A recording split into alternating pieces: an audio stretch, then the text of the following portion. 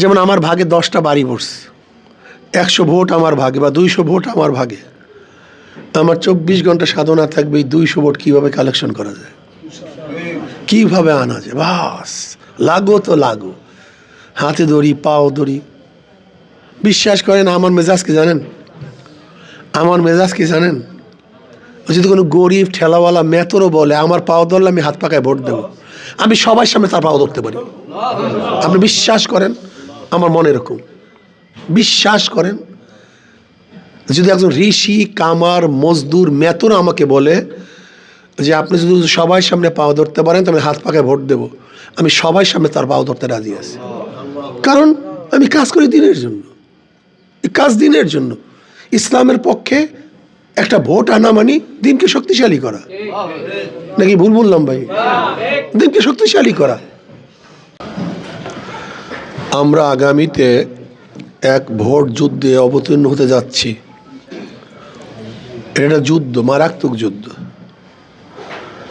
আগেকার জমানায় তলোয়ারের যুদ্ধ ছিল, এখন হলো ভোট যুদ্ধ।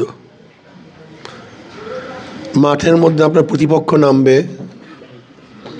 তারা হাজারো চেষ্টা করবে তাদের অনুকূলে পরিবেশ সৃষ্টি করার জন্য, তারা যেন ভোট বেশি পায় সে ব্যবস্থা তারা করার চেষ্টা করবে। আপনাদেরকেও চেষ্টা করতে হবে। তবে অবশ্যই মনে রাখবেন, একদল ত্যাগী কর্মী ব্যতীত কোনোদিন যুদ্ধে বিজয় অর্জন করা যায় না। ছোট্ট এক সুশৃঙ্খল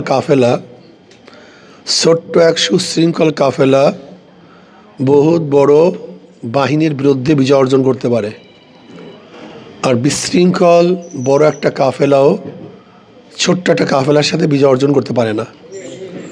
বদরের ময়দানে মুসলমানদের কাফেলা ছিল খুবই ছোট্ট, কিন্তু সুশৃঙ্খল ছিল, ত্যাগী ছিল।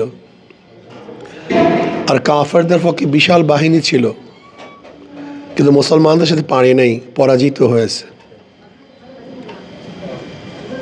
মুহাম্মদ বিন কাসিম রহমতুল্লাহ আলাই মাত্র 5000 সৈন্য নিয়ে রাজা দাহিরের 1 লক্ষ সৈন্যের বিরুদ্ধে বিজয় অর্জন করছে এবং রাজা দাহিরকে হত্যা করেছে। মাত্র 5000 সৈন্য। তারেক বিন জিয়াদ রহমতুল্লাহ আলাই মাত্র 5000 সৈন্য নিয়ে স্পেনকে দখল করছে।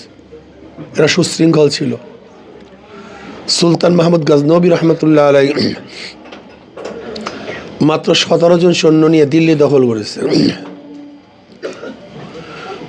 আমি কি বোঝাতে চাই? সুশৃঙ্খল ছোট্ট একটা কাফেলা বিশৃঙ্খল বহুত বড় কাফেলার বিরুদ্ধে বিজয় অর্জন করতে পারে। আপনারা যদি সুশৃঙ্খল হন, ত্যাগী হন, তাহলে আপনাদের দ্বারা অনেক কিছু করা সম্ভব। আর যদি ভোগী হন, আপনাদের দ্বারা কিছু করা সম্ভব না। ইসলামের যুগে সবাই ত্যাগী ছিল, কারণ যে ইসলামী সংগঠন করবেন তাদের ত্যাগী হতে হবে। ত্যাগী, ত্যাগ সবচেয়ে দামি। ত্যাগের চেয়ে বড় দামি কোনো জিনিস নেই। যারা ত্যাগ করে তাই ওমর হয়, যারা ত্যাগ করে না তারা ওমর হতে পারে না। আমি বিশ্বাস করি ইসলামী আন্দোলনের প্রত্যেকটা নেতাকর্মী ত্যাগী হবে, এরা ভোগী হবে না। কিন্তু যেহেতু আমরা পাশ্চাত্যদের সাথে মেলামেশা করি, পাশ্চাত্যের রাজনীতির সাথে আমাদের অনেকটা পরিচিতি আছে, এর জন্য পাশ্চাত্যবিদদের চরিত্র আমাদের মধ্যে কিছুটা হলো চলে আসছে। এটা অস্বীকার করার কিছু নেই। যেমন পাশ্চাত্য যারা রাজনীতি করে এরা ভোগী হয়, এইটা দাও সেইটা দাও, খরচ দাও, তমুক দাও তমুক দাও, খাউন দাও, বিরিয়ানি দাও, পেট্রোল দাও, গাড়ি দাও, পোস্টারের পয়সা দাও, পোস্টার লাগাবার পয়সা দাও, আসার পয়সা দাও, মানে খালি টাকা আর টাকা। ইনভেস্ট করে, এখন ইনভেস্ট করবে 100 কোটি, কামাই করবে 1000 কোটি। কিন্তু জান্নাতুল ইসলাম সাহেব, আপনাদের ধারণা কি যদি এমপি হন, আল্লাহ কবুল করেন, তাহলে কি তিনি এখান থেকে চুরি করবেন? তিনি ইনভেস্ট করবেন কেন? কারণটা কি? কেন ইনভেস্ট করবেন আমাকে বলেন তো? এই কাজ তো আমাদের সবার, এই কাজ আমাদের সবার কাজ। এটা ওনার ব্যক্তিগত কাজ না, কাজ সবার। তবে হ্যাঁ,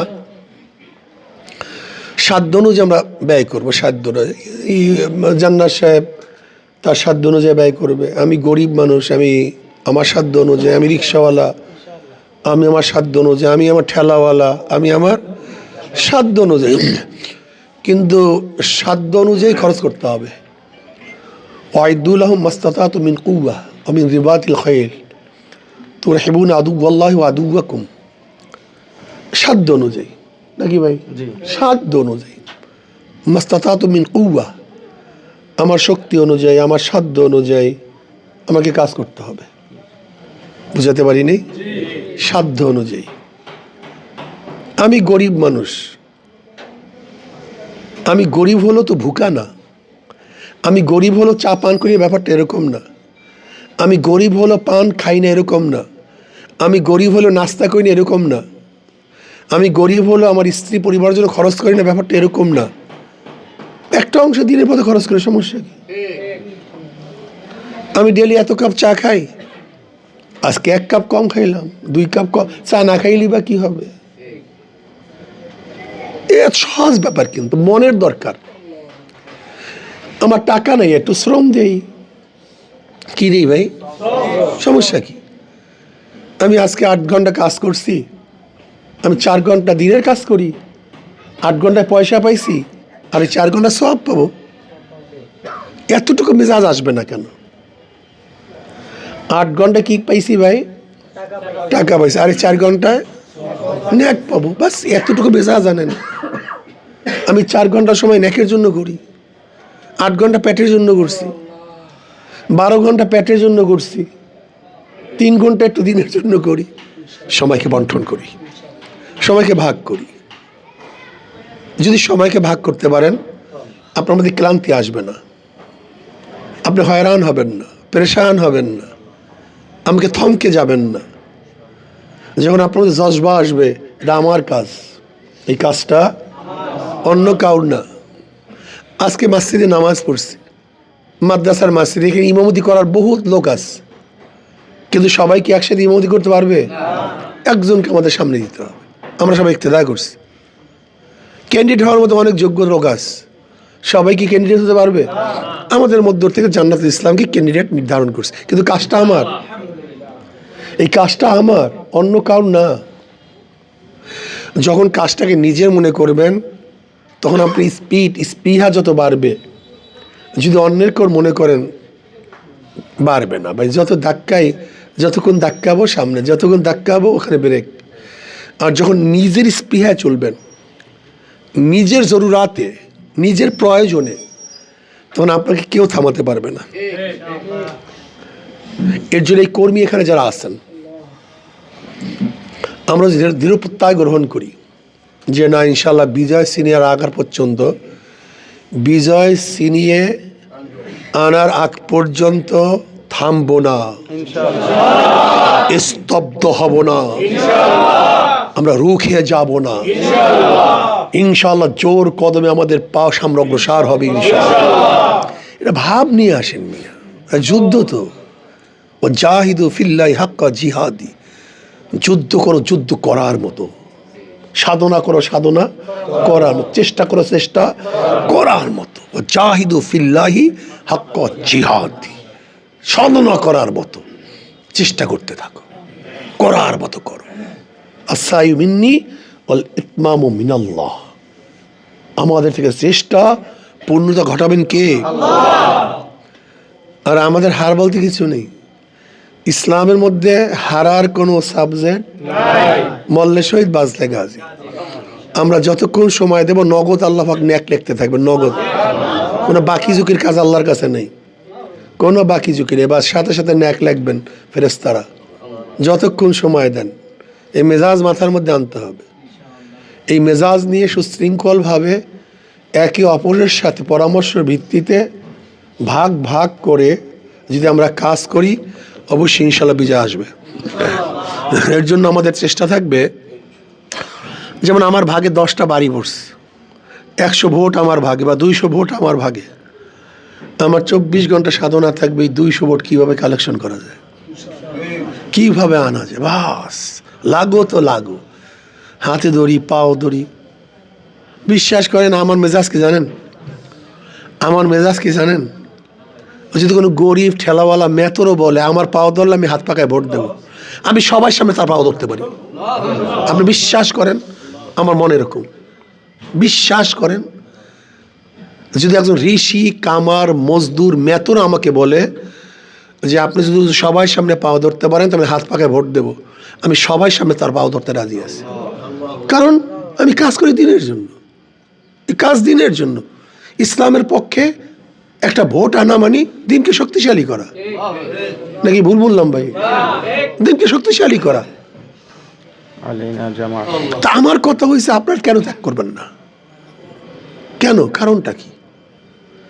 এই যে আমরা বয়ানে বলি, তুমি যদি বলো আমি পাও ধরলে হুজুর নামাজ পড়ব, নামাজ আর কাজা করবো না, আপনাদের সমাজ সামনে পাও ধরতে পারি, এটা কি মনে করেন মিথ্যা কথা বলি নাকি? না, এটা ধোকাবাজি করি নাকি?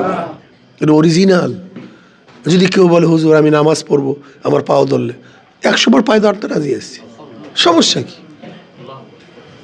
সমস্যাটা কি? দিনের জন্য নবী আলাইহিস সালাতু এত কষ্ট করছেন, এত গালি খেয়েছেন, এত রক্ত ঝরাইছেন, দেশ ত্যাগ করছেন, হীন কোনো অপবাদ নেই যা তাকে দেওয়া হয়নি। সাহাবারা এত সাধনা করছেন, আল্লাহর ওলিরা এত চেষ্টা করছেন, তা আমরা কেন পারবো না? কি হয়েছেটা কি আমাদের? হ্যাঁ, কি পারবো না? ইনশাআল্লাহ আমরা 100 বার পারতে হবে, 100 বার, 100 বার। ওয়াতাআওয়ানু আলাল বিররি ওয়াত তাকওয়া ওয়া লা তাআওয়ানু আলাল ইসমি ওয়াল উদওয়ান। আমরা নেকের কাজে সাহায্য সহযোগিতা করব, গুনার কাজে সাহায্য সহযোগিতা করব ইনশাআল্লাহ। হাত পাকার অবস্থা খুবই ভালো। দাওয়াত দিতে থাকেন, দাওয়াতের মাধ্যমে যদিও ত্রুটি থাকে, এই ত্রুটি থাকবে না, ভালো হয়ে যাবেন, ত্রুটি মুক্ত হয়ে যাবেন। দুর্বল থাকলে সবল হয়ে যাবেন, শক্তিশালী হয়ে যাবেন দাওয়াতের মাধ্যমে। আজকে থেকে ইনশাআল্লাহ যার যা কিছু আছে, ফানফিরু সেকালাও ও ফানফিরু সেকালাও ও খেফাফা, হালকা অবস্থায় শক্তিশালী অবস্থায় নেমে পড়ো, নামিয়া যাও। তোমার দুর্বল অবস্থায়, তোমার শক্তিশালী অবস্থায় নামিয়া পড়ো দিনের পথে। কি কথা ঠিক না? আসুন আল্লাহ পাক আমাকে এবং আমাদের সবাইকে দিন অনুযায়ী কাজ করার তৌফিক দান করুন।